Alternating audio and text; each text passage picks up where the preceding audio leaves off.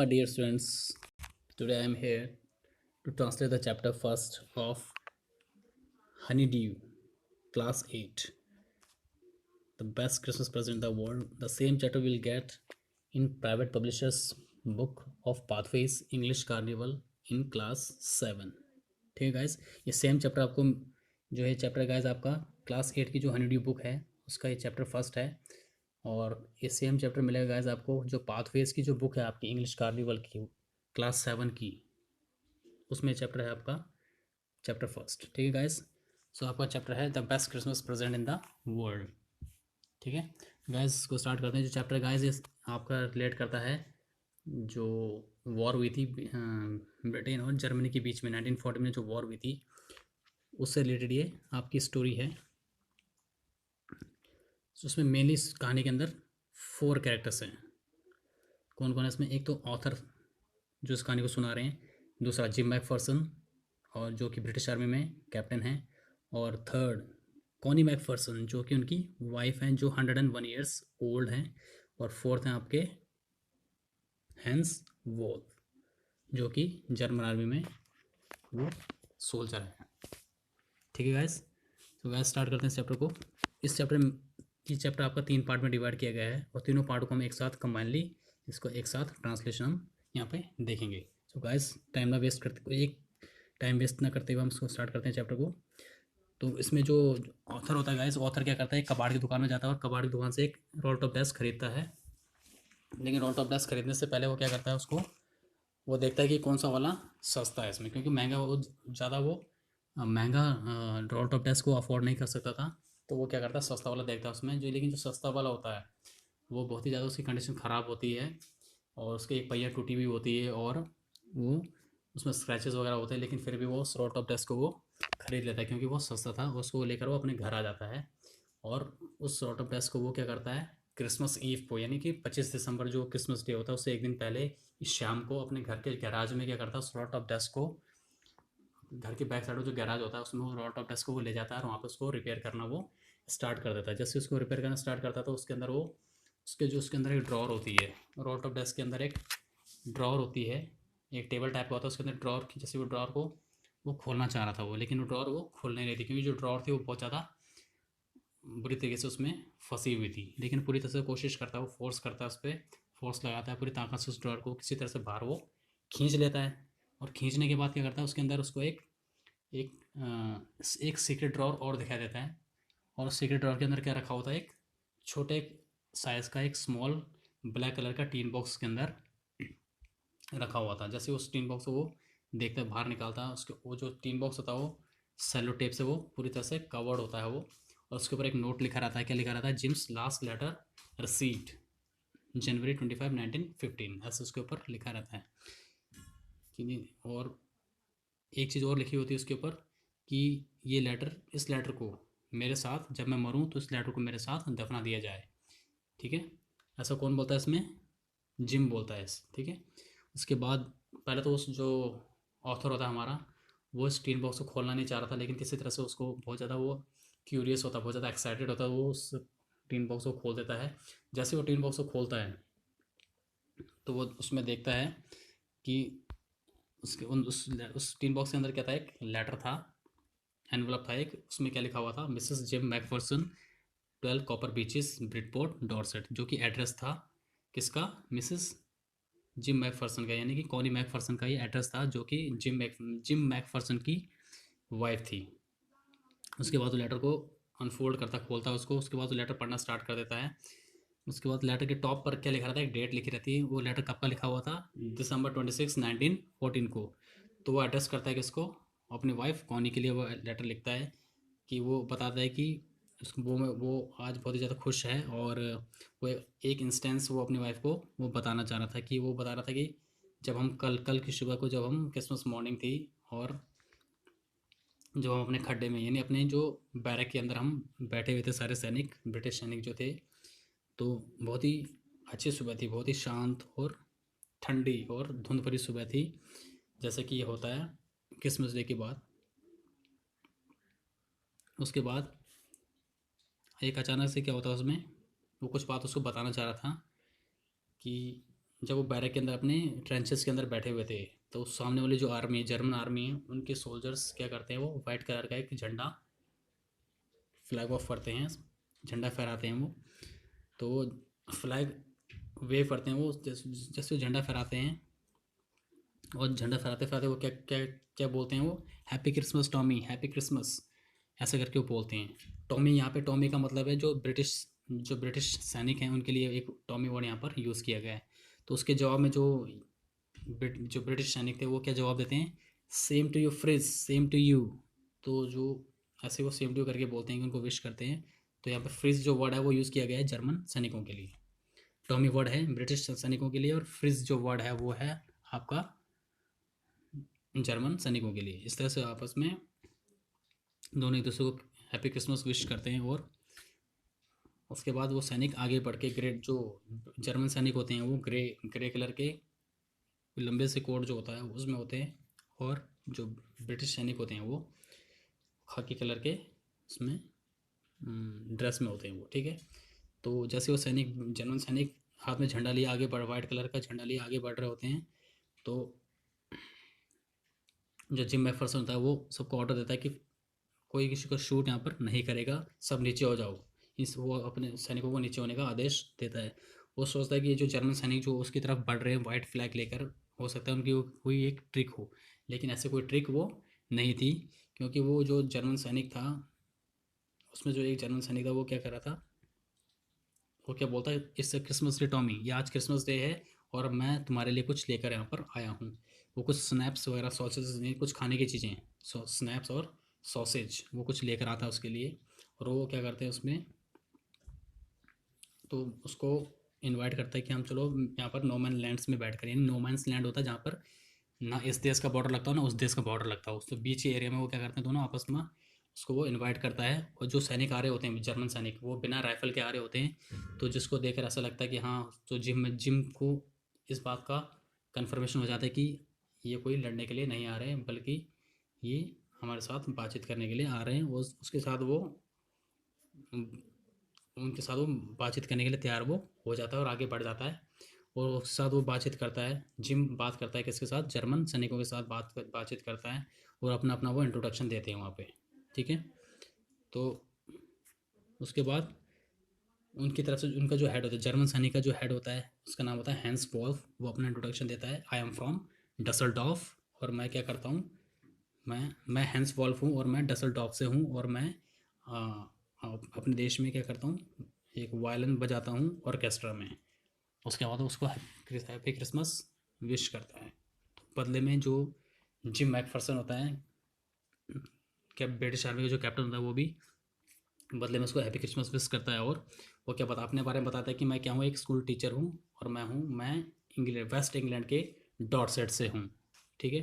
तो वो बोलता है, वो जैसे वो डॉर्सेट वर्ड सुनता है बहुत ही ज़्यादा, जो हैंस वॉल्फ होता है वो बहुत ही ज़्यादा खुश हो जाता है। हैंस वॉल्फ कौन होता है इसमें, जर्मन सैनिक जो होता है, जर्मन सैनिकों का जो हेड होता है वो बहुत ज़्यादा खुश हो जाता है। बोलता है इस जगह के बारे में मैंने बहुत सुना है, बहुत मुझे जगह बहुत ज़्यादा मुझे अच्छी लगती है, बहुत ज़्यादा मुझे जगह ये पसंद है। तो कॉमन सी बात है, फिर इसको जो जिम मैकफर्सन था उसको लगता है हाँ क्या पता ये उधर डॉर्सेट वगैरह आया हो पहले, लेकिन वो बाद में क्या बोलता है, मैं डॉर्सेट गया तो नहीं हूँ, लेकिन मैंने अपनी जो, जब मैं स्कूल जाता था, जब मैं किताबों में मैंने डॉर्सेट के बारे में पढ़ा, इंग्लिश की बुक्स थी उसमें मैंने डॉर्सेट के बारे में पढ़ा है। और जो मेरा फेवरेट जो राइटर है, जो मेरा फेवरेट जो लेखक है वो कौन है, थॉमस हार्डी हैं। और उनके द्वारा जो लिखी गई जो फेमस बुक है, far from the madding crowd, वो मुझे बहुत ही ज़्यादा पसंद है। उसके बाद दोनों आपस में बातचीत करने जाते हैं, उस खाने के जो कैरेक्टर्स होते हैं उनके बारे में बातचीत करने जाते हैं। ऐसे उनकी बातचीत चलती रहती है, खाना पीना भी चलता रहता है, खाना पीना, स्मोकिंग, लाफिंग, सब कुछ बातचीत वगैरह चलती रहती है, चलता रहता है।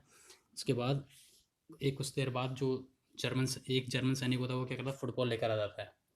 जैसे वो फुटबॉल लेकर आता है तो वो उसके बाद क्या करते हैं, वो गोल पोस्ट बनाने का सोचते हैं। उसमें वो क्या करते हैं, सैनिक सारे अपने कपड़े उतार देते हैं, और उन कपड़ों से वो क्या करते हैं, गोल पोस्ट, यानी कि जहाँ पे फुटबॉल से गोल करना होता है उसके लिए गोल पोस्ट अपने कपड़ों से वो बना देते हैं। उसके बाद वो मैच खेलना स्टार्ट वो कर देते हैं। फिर दोनों तरफ से मैच स्टार्ट हो जाता है। उसके बाद जिम और हैंसफॉल दोनों मैच खेलना स्टार्ट करते हैं। तो दोनों तरफ से चीयर्स, दोनों तरफ के जो सैनिक होते हैं उनको चीयर्स करते हैं और फुटबॉल मैच चलता रहता है ऐसे। उसके बाद लास्ट में क्या बोलते हैं वो, कि हाँ लड़ाई में तो बहुत से लोग मर सकते हैं, बहुत से लोग क्या होते हैं, जो लेडीज़ हैं वो विधवा हो सकती हैं, बच्चे अनाथ हो सकते हैं, लेकिन जो फुटबॉल मैचेस में ऐसा कुछ नहीं होता। इस मैच में कोई भी किसी को नहीं मारता। ठीक है, तो आई थिंक हमें लड़ाई छोड़कर ये मैच, क्रिकेट फुटबॉल या क्रिकेट मैच वगैरह खेलना चाहिए। ठीक है, देन वो जो ऑदर होता है वो क्या बोलता है, जो जिम होता है वो क्या बोलता है कि मुझे फुटबॉल के बजाय क्रिकेट खेलना ज़्यादा पसंद है। उसके बाद जो मैच होता है वो कौन जीत जाता है, उस मैच को वो जर्मन लोग जीत जाते हैं 2-1 से। ठीक है, उसके बाद लेकिन जो जिम होता है वो इस बात से सहमत नहीं होता, क्योंकि वो ये बोलता है कि जो हमारा जो गोल पोस्ट था वो तुम्हारे गोल पोस्ट से थोड़ा चौड़ा था। ठीक है, इस वजह से हम मैच हार गए और तुम जीत गए। कुछ टाइम बाद उनकी बातचीत से चलती रहती है, फिर उसको खाना शेयर करते हैं, अपने रम वाइन वगैरह ड्रिंक्स वगैरह शेयर करते हैं, सॉसेजेस वगैरह शेयर करते हैं। उसके बाद खाना पीना हो जाता है। उसके कुछ देर बाद वो एक दूसरे से विदा लेकर अपने अपने जो ट्रेंचेस है, अपने अपने जो बेस कैम्प में वो अपने चले जाते हैं, वहाँ उस खड्डों के अंदर जाके वो बैठ जाते हैं।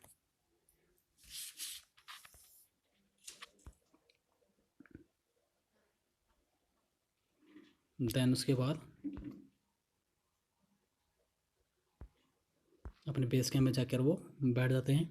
उसके बाद वो आपस में जैसे रात हो जाती है, जैसे रात होती है तो रात होते होते क्या करते हैं, वो दोनों तरफ से गाना गाना स्टार्ट कर देते हैं। पहले जो जर्मन आर्मी होती है वो अपने ट्रेंचेस से, अपने डगआउट से, यानी जिस खड्डे के अंदर वो बैठे हुए होते हैं, और उस खड्डे से वो अपने गाना गाना स्टार्ट कर देते हैं। फिर इस तरफ से जो ब्रिटिश आर्मी होती है, उनके जो सैनिक होते हैं वो भी गाना गाना स्टार्ट कर देते हैं।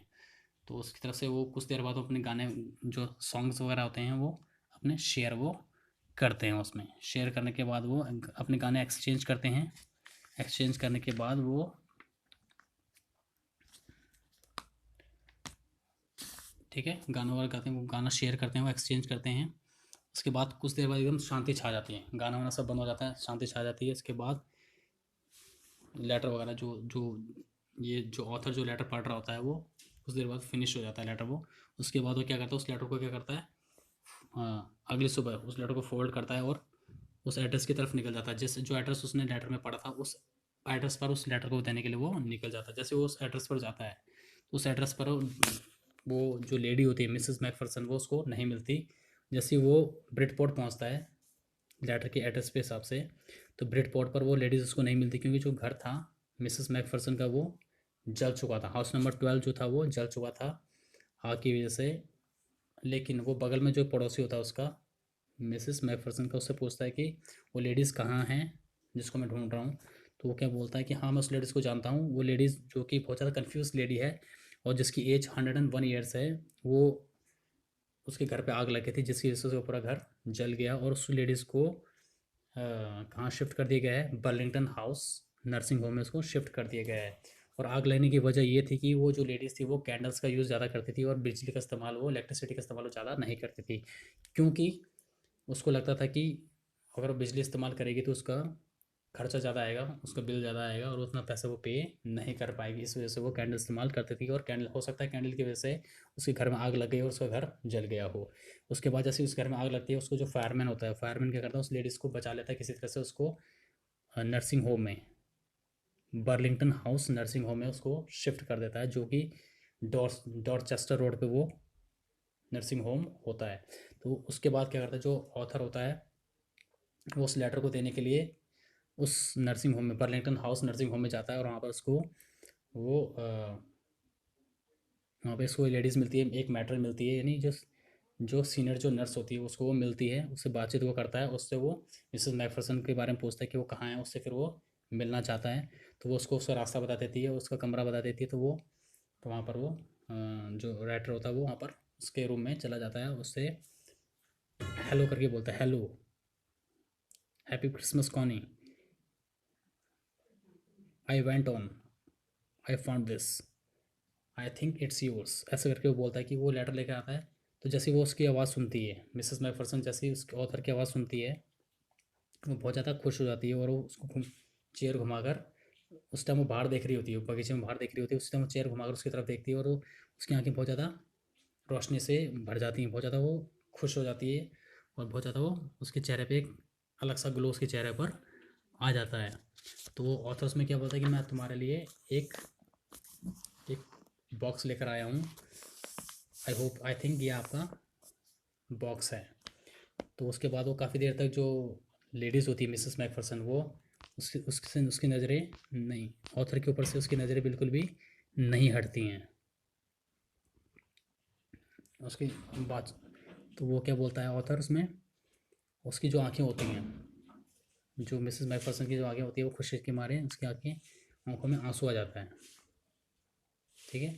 उसके बाद कुछ देर बाद दोनों बातचीत करते हैं और उसको अपने पास बुलाती है, जो मिसेस मैकफरसन होती है वो ऑथर को अपने पास बुलाती है, उसके अपने पास बैठाती है, क्योंकि वो उसको जिम समझ रही होती है, जो लेडीज़ होती है कॉनी, वो उस ऑथर को जिम समझ रही होती है, उसको अपने पास बुलाती है, उसको बैठाती है, उसके गाल पर किस करती है और उसको बोलती है जो लेटर तुम लेकर आए हो उस लेटर को तुम खुद पढ़ो, क्योंकि मैं इस लेटर को तुम्हारी आवाज़ में सुनना चाहती हूँ और तुम्हारी आवाज़ को फील करना चाहती हूँ, इसलिए इस लेटर को मैं नहीं पढ़ूँगी, इसको तुम पढ़ोगे। ठीक है। उसके बाद वो, क्योंकि मैं तुम्हारी आवाज़ को सुनना चाहती हूँ, काफ़ी टाइम से मैंने तुम्हारी आवाज़ सुनी नहीं है, मैं तुम्हारे बारे में सोचती रहती थी कि तुम एक दिन आओगे और तुम आए, लेकिन अब मैं तुम्हारी आवाज़ सुनना चाहती हूँ, सो प्लीज़ इस लेटर को पढ़ना स्टार्ट करो। उस लेटर को पढ़ने के बाद हम क्या करेंगे, हम चाय पियेंगे और उसके बाद मैंने तुम्हारे लिए क्रिसमस केक बनाया है, जिसके चारों तरफ क्या है, मार्जिपन मैंने लगाया हुआ है, उससे मार्जिपन से उसको डेकोरेट किया हुआ है और मुझे पता है कि तुमको मार्जिपन बहुत ज़्यादा पसंद है। ठीक है। ऐसा बोलते बोलते यहाँ पे कहानी आपकी फिनिश हो जाती है। सो गाइस, आई होप आपको ये चैप्टर का ट्रांसलेशन समझ में आया होगा। सो गाइस, अगर आपको ये वीडियो पसंद आया तो वीडियो को लाइक कीजिए और चैनल को सब्सक्राइब ज़रूर कीजिए और अपने फ्रेंड सर्कल में इसको शेयर ज़रूर कीजिए। तो guys, that's all for today, thank you.